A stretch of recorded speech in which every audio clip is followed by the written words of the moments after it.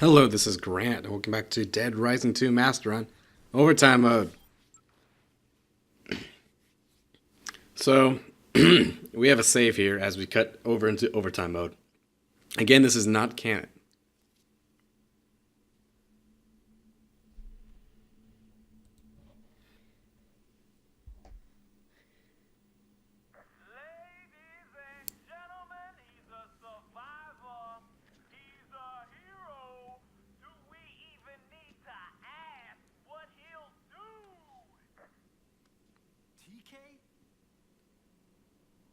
Thanks for the zombrex, Chucky. I got your little girl.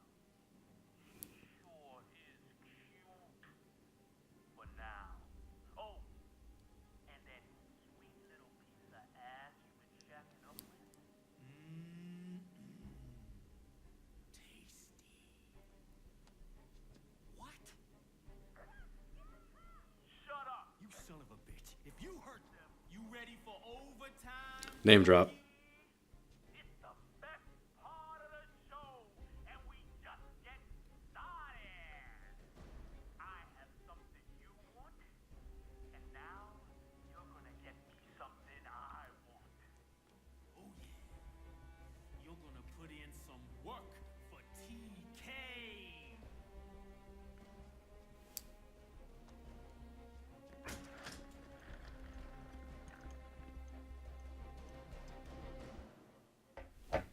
So essentially we just have a giant collection quest now.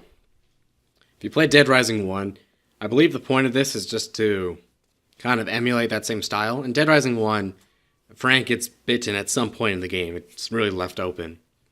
And so he's going to turn into a zombie. Well, Isabella suggests, well, if you can get me a bunch of these things, she can try and make a little temporary antidote. That turns out to be Zombrex later on. It's the same idea. Well, I believe in that game you get like 9 or 10 queens. And then you get a bunch of stuff like blenders, cooking stove, a lens, and a syringe. Probably a bunch of other stuff too. And then the idea is she makes this little compound, injects it into you, and that stays off Zombrex for 24 hours and you enter overtime mode. So to emulate that, I believe they have you do collection quests now. The items are a lot more arbitrary. I assume they have some kind of meaning. Like stuff like, we're going to go do a compromising photo. I assume TK wants that for some blackmail reason. He makes us get some food and some really expensive champagne. Things like that. But really, it's just a collection quest. It's about like one in every area. We need to go pick some stuff up. Really, you can do it in any order. I liked following the arrow because that's nice and like mindless. You can just do it. You have 24 hours to do this too, so you have 2 whole hours to complete this section of the game. It's pretty much trivial. There are actually speedruns for overtime mode, though, if you're interested in that kind of thing. There don't exist ones for Dead Rising, like Dead Rising's main mode, just because it is time-based. And really, the only thing you'd be able to do is just optimize, like, loading screens and stuff. It'd be all about pathing and, like, having, like, a fast loading console rather than actual gameplay. I mean, it would be there, I guess, but really, you could beat everything really fast, but you still gotta wait for like 2 hours for something to occur, so it's not a huge deal. Plus, it would be pretty boring, because you wouldn't want to do any scoofs. You'd want to avoid anything that makes you do a loading screen, because that would just add time. But for overtime mode, it's not timed, so there's actually are speedruns, particularly Dead Rising 1. I think there's more. So we're gonna go pick up this compromising photo. Past that, then we have a fight with TK. It's kind of like this big whole event that I'll explain when we get to it. But really this mode, I think the gameplay's kind of cheap. I can't really get a good sight of that. It's essentially like some dude getting whipped. Originally when I came through here I had a sniper rifle, but I didn't grab one this time. It's not too entertaining. I believe you can go view it on the wiki if you want to see the actual photo. It's not. I don't know who it is. Like, it's not TK, so it's not like an embarrassing photo of him. But I assume it's someone important that it's actually of. So next we have a gift basket. Again, just random stuff in random stores. Nothing big. There's far less gas zombies now. It's nowhere near as lethal. You're just kind of like doing stuff. It really is. It's just a collection quest. In many ways, if it wasn't for like the payoff at the end, so to speak, of the fight and cutscenes and stuff, this part kind of sucks. It doesn't really do anything for me. A bright side of this is if you're doing the Zombie Genocider, you have another 24 hours to finish it. Because it is possible to finish in the main game, but you have to be very precise. And particularly, there's something you can do where you can actually go to the entrance to the safe house. I keep forgetting like the actual name for it. Where you entered in the cutscene at the very beginning of the game. And what's nice is that holds a lot of zombies. If you can successfully get in there with your car, like the little down ramp, well then you can greatly increase your zombie count. Downside is if you get stuck there, then that greatly decreases your count. So you have to kind of like finagle that. Well, if you aren't completely sure you can do it all in like the normal run of the game, you can do overtime mode, and you have plenty. It's like you need like what 53,000 or so, and you might get to 50,000 and then have overtime mode. Well, those extra 2 hours of gameplay, that's usually plenty to do it, assuming you're only doing case files. So that is a bright side. Or I think, at least in Dead Rising 1, you could start overtime mode directly. You didn't have to like play through the game and then start it. So if you wanted to, you could always just do this and act. It acts kind of like a sandbox mode in a way, because it's just like 24 hours. You can dive straight in. I believe like the shortcuts unlocked. A bunch of I want to say the boss weapons might be unlocked, but I don't know for sure because I never go for them. I guess we can see now if I'm passing through here if I grab the 6-shooter. But that might be still tied to your save file. Overtime mode goes by some weird rules because it's not part of the game. It's almost as if it was his own little DLC chapter or something. But honestly, it seems like there's even just like less regular zombies here too. Right now, I believe all that's happening elsewhere, in theory, if this was real, is they're waiting to get everyone out of the city and then they're going to firebomb it. Just because, like at this point, it would take a lot of work to salvage. And the whole thing was built, obviously, just to do this. So it's probably just like better off gone. Plus, if you firebomb it, it guarantees everything is gone. You like level everything, burn it to the ground. No zombies, no larvae, it doesn't go anywhere. And it's a very complete thing. If I had to take a guess, I would assume that's what they did to Willamette. And probably Las Vegas as well. But I cannot speak on that. I haven't played any of the other games. Yeah, looks like there's a 6-shooter. I don't know if that's because I did the what would John Wayne do scoop, or if that's just in here by default. I'll have to look into that if you can actually access overtime mode directly. If so, like maybe if you don't have I think about that kill so many of these like special zombies, then it'd be very easy if you needed to farm that, just come straight here. Well, because you're gonna get them right away. Downside is you'll have no items in your inventory, so that might kind of suck. So here we have this gift basket. Thurston noted, like as with the blue key item symbol, which is something that's really rare to see in game. I have an interesting little thing I found out with doing the no zombie kill run. There's an interesting thing about different genders of zombies. Is male zombies have more health, female zombies have less. Male zombies are slower generally, and they take longer to grab you. Whereas female zombies, since they often go for your crotch, because like that's just like a thing in Dead Rising, they can just like fall over and grab you. They don't have to wind up. Well, like that's a huge thing in the no zombie kill run because you can't get grabbed. And it's kind of interesting to note that there are a bunch of differences in zombies. If you're going for I believe it's in this game that you have to get like so many unarmed zombie kills. You can do that very early on with a jump kick, because female zombies die to a single jump kick, whereas male zombies die to 2. Just a neat little thing where maybe if you're going for that, you can, like, as you play the game, pick out the female zombies and just kick, kick. It's a really fascinating little thing. I wondered how, like, I would love to see, like, the algorithms they use to spawn these zombies and, like, what other differences they have. Because they do stuff like their running speeds or whether or not they have a limp or how long it takes for them to actually see and aggro on you. It varies a lot, but because like, there's so many zombies, it's really hard to pick out the individual differences. At least in my mind. I gotta say, like, it is very satisfying to use queens when it is this crowded. Because it's just like, boop, problem's gone. I've never seen this area, like, in theory. Like, most of the end of the game takes place at night with these gas zombies. But in theory, I have 24 hours. You could wait until day, and this area would be pretty much, like, safer. I guess it wouldn't be, like, ideal. You still have gas zombies and whatnot, but it'd spawn less zombies. They'd be less aggressive. Assumedly, it might still stay in, like, night mode because of overtime. I wish I could see a compilation of, like, all the special overtime things that they did.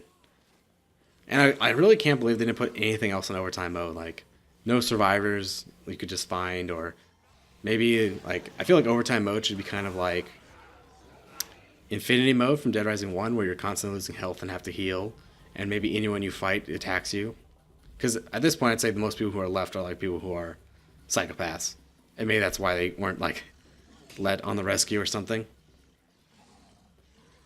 So, just something to think about. I would love to see the Infinity mode mechanics make an appearance again in Dead Rising. It's one of my favorite things. It's just, like, too clunky to actually use. So, here I'm just going to use the chainsaw, because chainsaw is amazing against gas zombies. Chainsaw sucked in Dead Rising 1 unless it was a small chainsaw, but it's a little bit better than this. It's still one-shot kill on these zombies. It doesn't last as long as I would like, but it does, like, take care of these hordes nice and easily. Otherwise, normally you would need, like, a actual executable zombie weapon, like kind of like the spike bat has, like, a guaranteed kill when you hold down X, or something of that sort. Like, something to break the skull would work as well. So that's usually the best way to deal with gas zombies, but that doesn't always work if you have a situation where they're swarming you.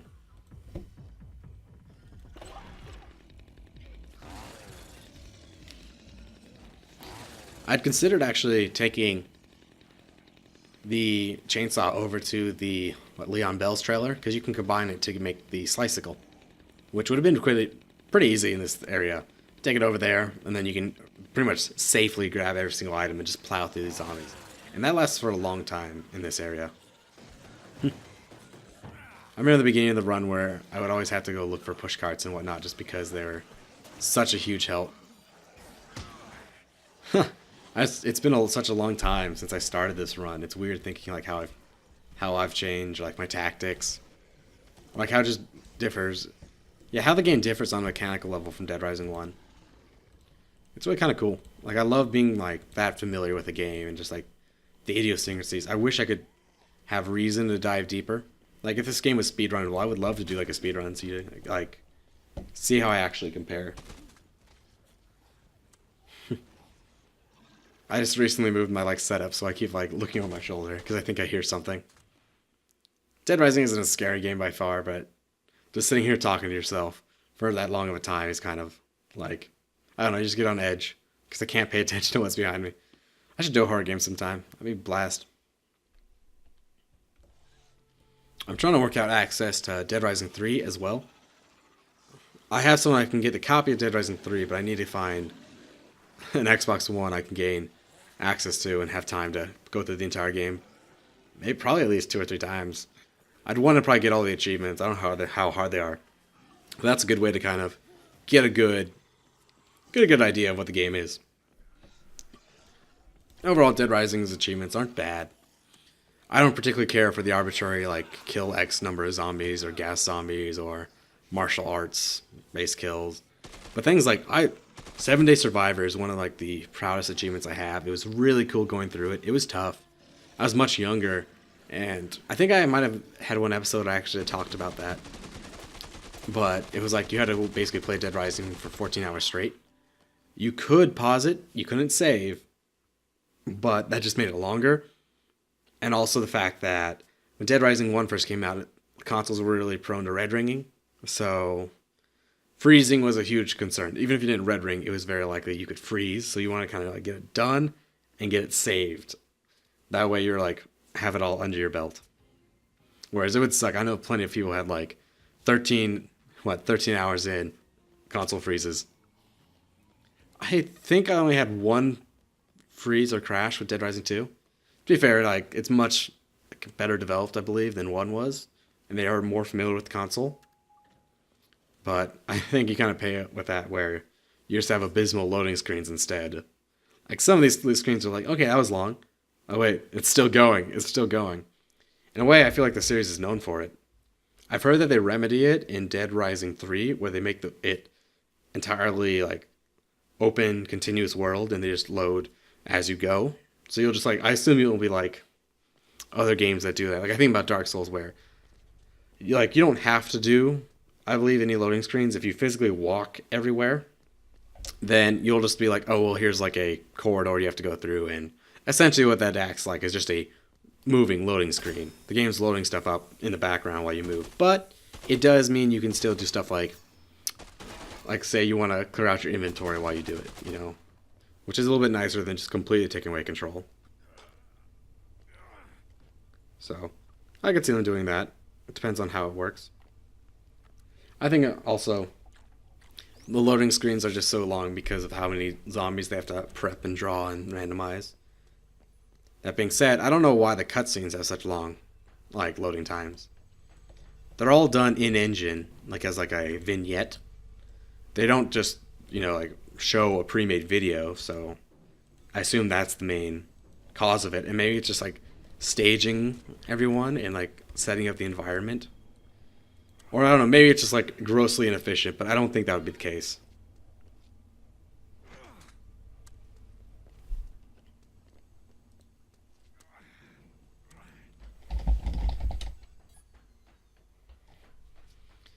So we got, that's probably the one I understand the least. What the mobile headset for? Who is it for? You can break these cases, by the way, for grenades, mercenary guns, handguns, stuff like that.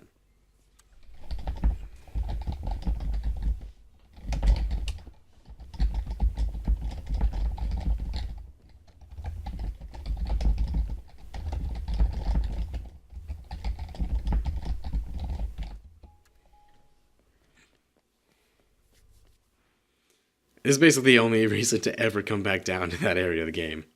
There's no reason, really. I guess you would come down there to get more of those sonic guns. But no real point in my mind. I think, like I said before, this is a really weak section of the game. I don't really have much I need to talk about. It's just kind of yep, just gonna go get another item. And they're not particularly well hidden or in cool areas. They're just really there.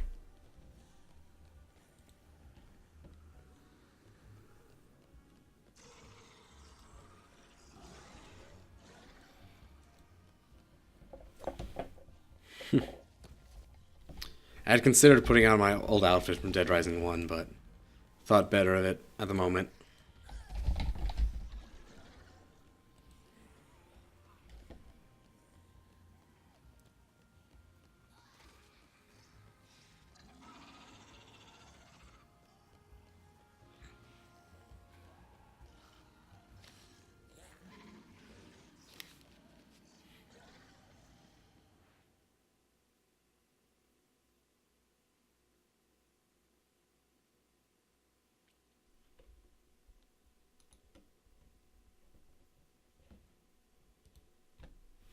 So I think we're getting pretty much done with our collection quest, and then we can head to the arena and start the actual final section of this run. Looking forward to it, because the last little bit is actually really interesting and awesome, and then for some reason they preface it with this really really part. I think they're hoping you just are still riding on that high from the end of the game and all that awesome conclusion, but I don't know. I wish I had something more to add that was really cool about this mode, but it really is just run here, do this, do everything you've been doing up until now. And it isn't even particularly cool what you're doing. Like I said, they could have a bunch of really cool items for you to collect. Or maybe this search actually takes you over some really cool parts of the game that you otherwise wouldn't go to. There's a bunch of rooftops, say if you never fought the snipers, or if say you always fought them with guns, you would never go on the rooftop. So maybe this forces you to see, hey, go all the way out here and see this cool thing. Or maybe it takes you to places to get some really odd combo cards. I don't know. They could try making it an entertaining, silly point of the game, but... Thanks for watching. If you want to see more, check out one of the links below. Till next time, don't take your zombie safety for granted.